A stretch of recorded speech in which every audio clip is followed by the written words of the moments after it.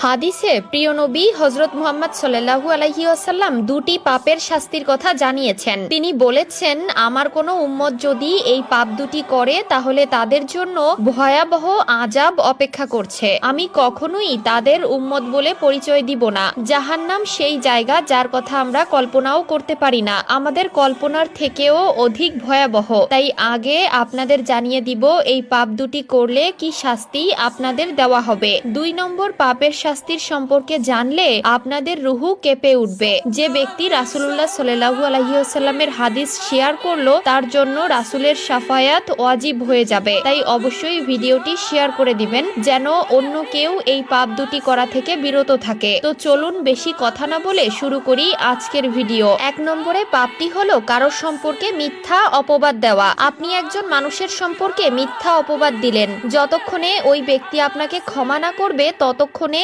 আপনি কাবা শরীফে গিয়ে কান্নাকাটি করে তওবা করলেও আপনি ক্ষমা পাবেন না। হাসরের মাঠে সকল হিসাবের পরে দেখবেন আপনার সামনে সেই ব্যক্তিরা দাঁড়িয়ে আছে যাদের বিরুদ্ধে আপনি মিথ্যা অপবাদ দিয়েছিলেন। এরপরে আপনি যদি তাদের থেকে ক্ষমা পেতে চান তাহলে আপনার নেক আমল